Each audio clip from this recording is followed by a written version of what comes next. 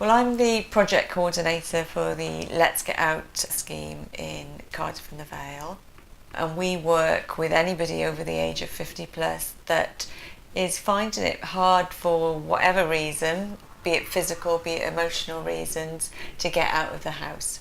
So Caroline was referred by the community resource team, and initially they realised that she was too young for them. So I came along and met Caroline, and we had a chat about what's brought her to the place that she's in now, so how she became ill, the amount of time she spent in hospital, and what it was that she'd like to do. We found very quickly, with a stroke of luck, they volunteered, and I brought Sandra along to visit Caroline.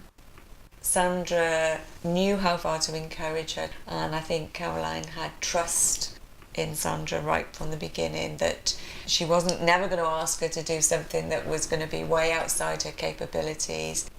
Sandra was putting a lot of input in the beginning. She would pick Caroline up from the flat door, take her down to the car, and then it's kind of working backwards from that. She would meet her downstairs instead of coming up to the 2 flights. It was a step in progress in that way that she could reach some goals. We knew we had to help Caroline progress to a stage where she could do stuff on her own. Well, I lived here on my own, and that was out of choice. I like living here on my own. It's a 3-storey building, so you've got ground first, top floor. I live on the top floor. We had a very stressful year last year because we had a lot of interaction with solicitors because the land came up for sale. So we bought the land. My initial plan was to put the flat up for sale and hopefully make some money. And of course my plans just went haywire because I had this hemorrhage and that was it. Bang. I've got short-term memory loss. I can remember what happened donkeys years ago in ridiculous detail, but I struggle to remember what I did or said 5 minutes ago. Apart from the memory, it's left me with balance problems, this hemorrhage. Everybody wrote me off. They didn't think I would last 5 minutes back home on my own. And to be honest, in the early days, I was inclined to agree with them. I was, honestly, because I thought, I see what they mean now. I didn't realise it was going to be such a struggle. I didn't go outside the door for 6 weeks. People said, well, you could move to a ground floor, but I've never wanted to live in a ground floor flat. Even though it's more practical, I like living upstairs. But now, of course, it's got its downside because I've got 28 stairs before I get to my own front door. So that's taken many months to be able to achieve that. Beforehand, I wasn't lacking in confidence, as you can probably tell. But this knocked me for 6. And not just physically, but mentally. It really has. Unless you're in this situation, it's very difficult to imagine how isolated you can feel. Beverly came.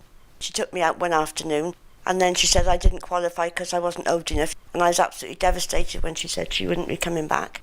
She said, I do know of a different concern who cater for younger people, more your age, and that's when Debbie got in touch then. We had a chat, found out what I was like and what my problems were, and then a week or so later she brought Sandra to meet me.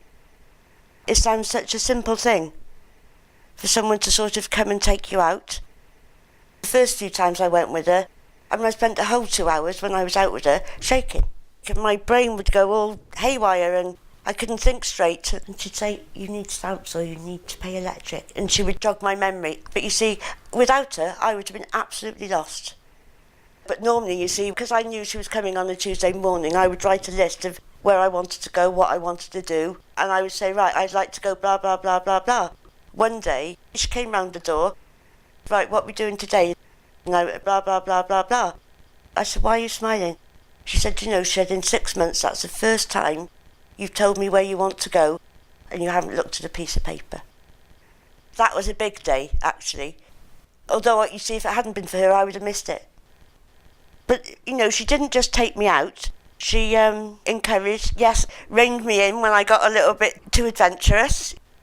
Sometimes we wouldn't go far. We would just go maybe somewhere and have a coffee. Baby steps.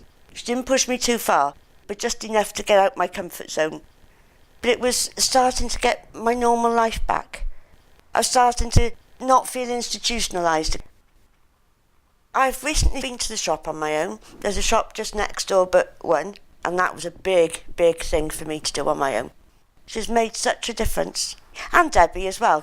But Sandra was the one who came on a week-on-week basis. And they've helped me fight my way back. And look at me now. Voila.